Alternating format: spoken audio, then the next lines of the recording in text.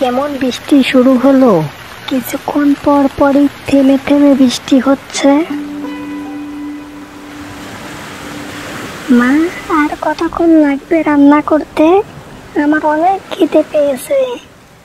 এই তো মা, আর কিছুক্ষণ ধৈর্য ধরো, রান্না প্রায় শেষের দিকে।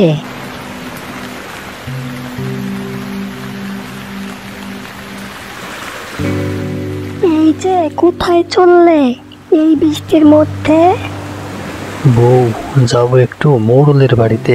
পরিশ্রমের কিছু টাকা বাকি আছে, তা আজকে দেওয়ার কথা ছিল। রান্না প্রায় শেষের দিকে, দুপুরের খাবার খেয়ে বের হতে। না বউ, এখন আর খিদে নেই, ফিরে এসে খাবো। বাবা, ফিরতে সময় আমার জন্য কি আনবে? মামুনি, তুমি বলো আজকে তোমার জন্য কি আনবো। বাবা, আমার জন্য চকলেট আনবে। আচ্ছা মামুনি, ঠিক আছে, তোমার জন্য চকলেটই আনবো।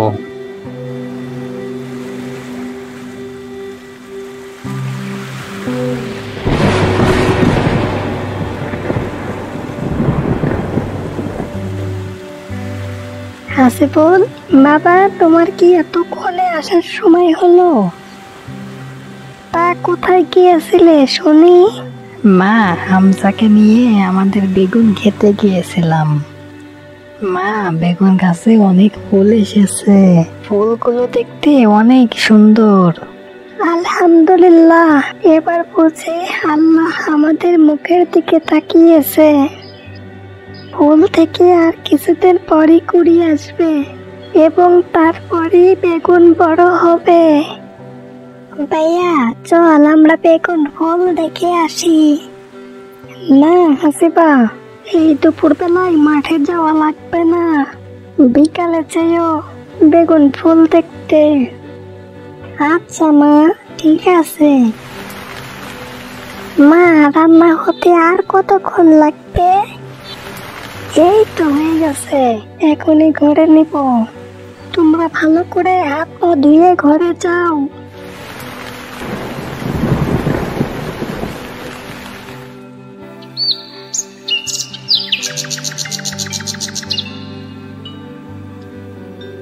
মা দেখো, বৃষ্টি থেমে গেছে, আকাশও পরিষ্কার হয়ে গেছে।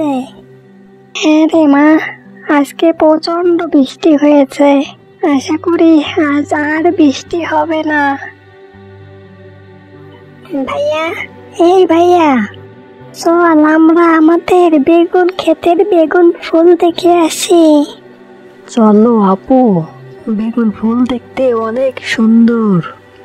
হাসিবা, তোমার ভাইকে নিয়ে সন্ধ্যার আগেই বাড়ি ফিরে আসবে কিন্তু। আচ্ছা মা।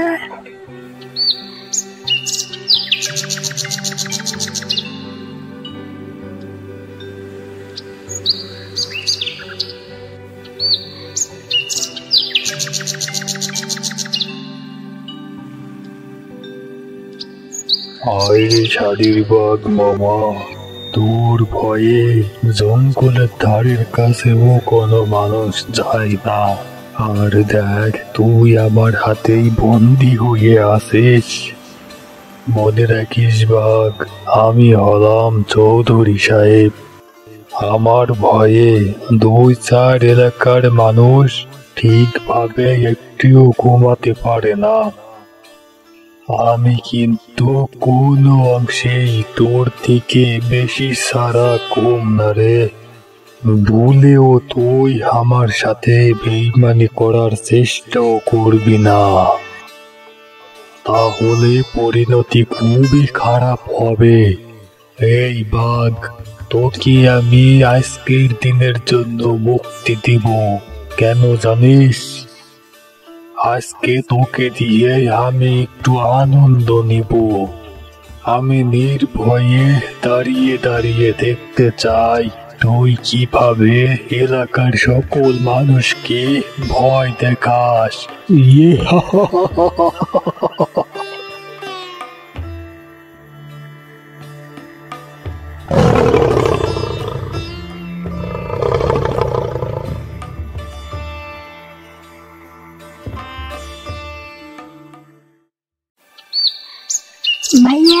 ওই দেখ বাঘ আসতেছে।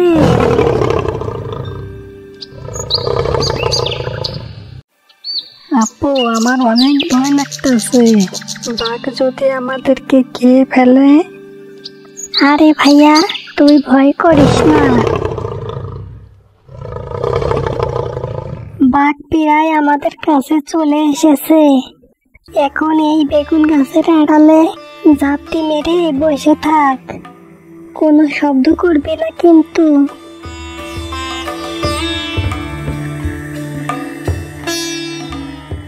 ভয় তো আমারও করতেছে, আশেপাশে বুঝতে দেওয়া যাবে না।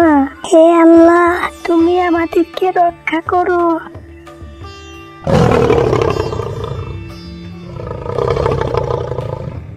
এবারের মতো আল্লাহ আমাদেরকে বাঁচিয়েছে। আপু এত বড় বাঘ আমি আগে কখনো দেখিনি, এই যে প্রথম দেখলাম, এই ভয়ঙ্কর দেখতে বাবা। হাসিবুল ভাইয়া চল আমরা বাড়িতে ফিরে যাই। আপু তাই চলো।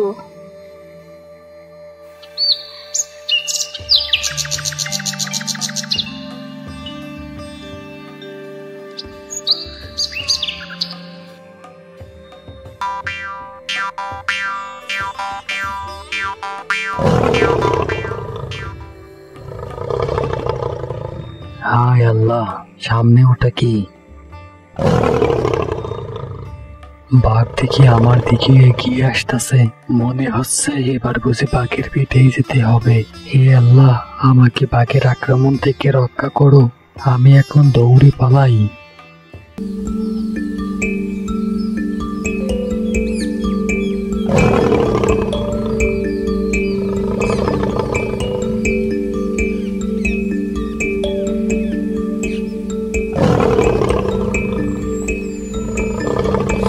দুষ্টু বাঘ দেখি আমার পিছু নিয়েছে, আমাকে আরো দ্রুত দৌড়াতে হবে।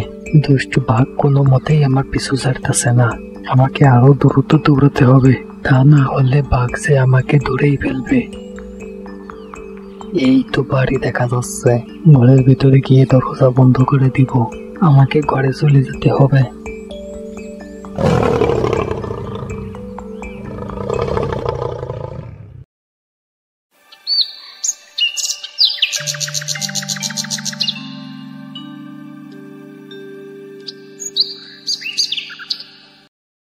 ভাইয়া ওই দেখ উঠানে বাঘ বসা।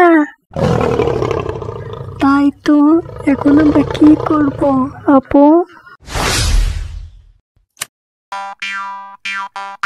ভাইয়া বাঘের সামনে যাস না, বাঘ তোকে খেয়ে ফেলবে। হাসিবুল বাঘ মামা তুমি এখানে কি করো? তোমার চোখে পানি কেন? আর বলো না বন্ধু, কাঞ্চননগরের দুষ্টু মোড়ল আমাকে বিগত 4 বছর খাঁচায় আটকে রেখেছে, আমাকে ঠিক করে খাবারও দেয় না। আমি খিদের যন্ত্রণা সহ্য করে কোনো রকম এতদিন বেঁচে আছি। তুমি খাঁচা থেকে বের হলে কি করে? ওই বদমাইশ মোড়ল আমাকে আদেশ করেছে এই এলাকার সকল মানুষকে ভয় দেখাতে। আমি যদি মানুষকে ভয় দেখাই তাহলে সে নাকি আনন্দ পাবে, সেজন্যই আমাকে খাঁচা থেকে একদিনের জন্য মুক্তি দিয়েছে। তাহলে এই ব্যাপার? মামা তুমি কোনো চিন্তা করো না, এর একটা বিহিত অবশ্যই আমরা করব।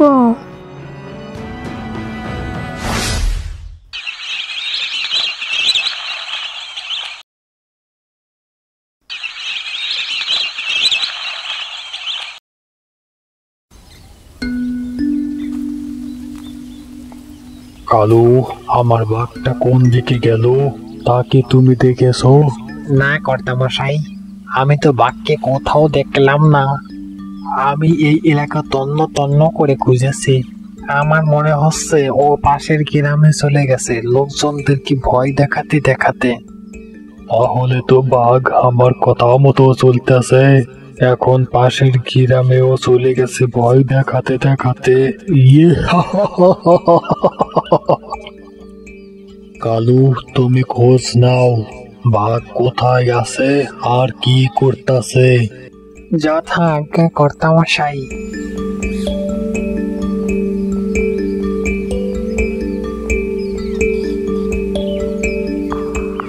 আমি যদি বাঘকে সঠিকভাবে প্রশিক্ষণ দিতে পারি তাহলে আমি বাঘকে নিয়ে যাব রাজদরবারে। রাজদরবারের সবাইকে আমি বাঘের ভয় দেখিয়ে রাজার মুকুট হাতিয়ে নিব আর আমি হব কাশপুরের রাজা। ইয়ে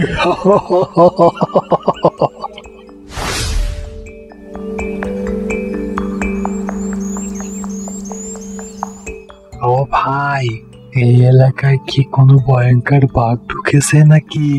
কেন বলো তো ভাই, তুমি কি ওই বাঘের কবলে পড়েছিলে? আরে ভাই না, আমি বাঘের কবলে পড়ি নাই। আমি আমাদের এলাকায় ভয়ঙ্কর একটা বাঘ দেখলাম, কিন্তু হঠাৎ করে চোখের আড়াল হয়ে গেল। আমি তো শুনলাম আপনাদের এই এলাকায় ওই বাঘটা ঢুকেছে, আর শুনলাম যাকে সামনে পাচ্ছে তাকেই নাকি খেয়ে ফেলতেছে। তাই নাকি? তাহলে তো ভয়ঙ্কর ব্যাপার। ভাই আমি চললাম, বাঘ যখন তখন এখানে চলে আসতে পারে।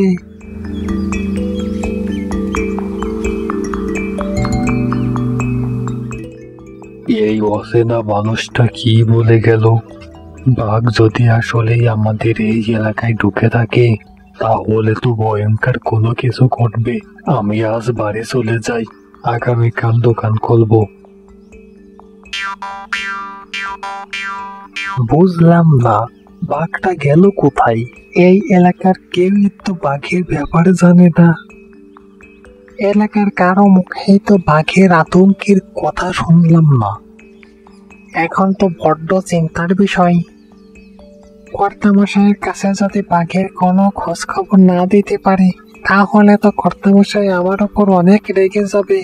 এখন আমি কোথায় খুঁজবো ওই বাঘকে? আরে ওটা কি দেখা যায়?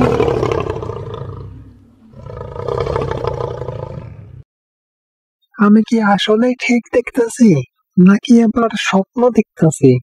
আমি একটু এগিয়ে দেখি তো।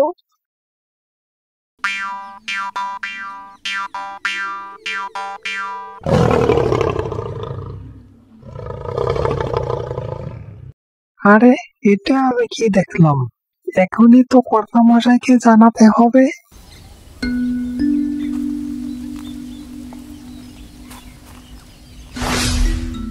কর্তামশাই, কর্তামশাই, অনেক বড় সর্বনাশ হয়ে গেছে। আবার কি সর্বনাশ হলো শুনি? কর্তামশাই, আমি দেখলাম ছোট্ট একটা ছেলে আপনার পোষা বাঘের পিঠের উপরে বসে আছে, আর বাঘ ওকে নিয়ে খেলা করতেছে। বাঘকে দেখে আর হিংস্র মনে হচ্ছে না, মনে হচ্ছে ও পোষা ছাগল হয়ে গেছে। কর্তামশাই, আপনি যা ভেবেছিলেন তা তো আর হলো না, এখন কি করবেন?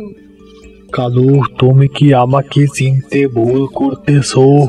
আমি কেমন মানব তুমি কি তা জানো না, নাকি আবার নতুন করে বলতে হবে? শোনো কালু, এখন সন্ধ্যা ঘনিয়ে আসতে শুরু করছে।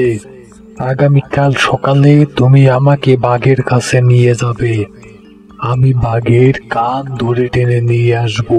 বাঘ বেটার কত বড় স্পর্ধা, ও আমার কথার অবাধ্য হয়।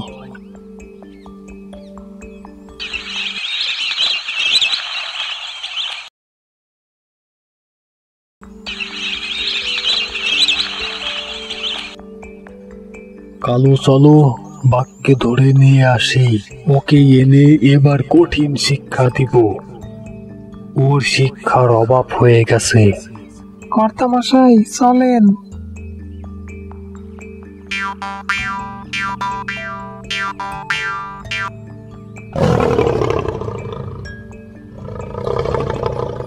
কর্তামশাই, ওই দেখেন ছেলেটা বাঘের পিঠে। তাই তো, ছেলেটা কি জাদু জানে? ও এই হিংস্র বাঘের পিঠে বসে আছে। বাঘ ওকে কিছুই বলতেছে না। চলো তো এগিয়ে যাই।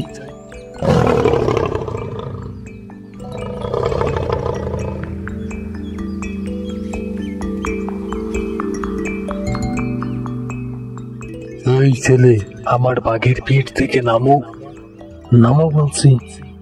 আমি বাঘ মামার সাথে খেলা করছি, আমি বাঘ মামার পেট থেকে নামবো না। আপনি এখান থেকে চলে যান, বাঘ মামা আপনার উপর রেগে গেছে। আপনি বাঘ মামাকে খাঁচায় বন্দি রেখে অনেক নির্যাতন করেছেন। আপনি এখানে আর এক মুহূর্ত থাকলে আপনার অনেক বড় বিপদ হয়ে যাবে। কালু, এই ছেলেটাকে বাঘের পেট থেকে নামিয়ে গাছের সাথে বেঁধে রাখো। আমি ওকে নিজ হাতে শাস্তি দিব। ওর এত বড় স্পর্ধা, আমাকে এখান থেকে চলে যেতে বলে। আমি কে ও জানে না, আমি হলাম চৌধুরী সাহিব।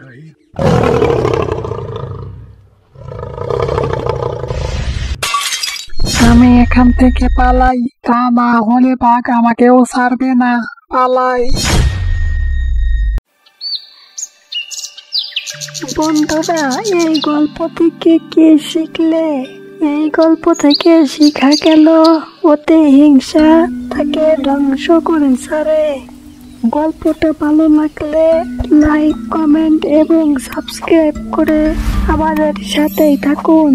সাবস্ক্রাইব করার জন্য সবাইকে ধন্যবাদ।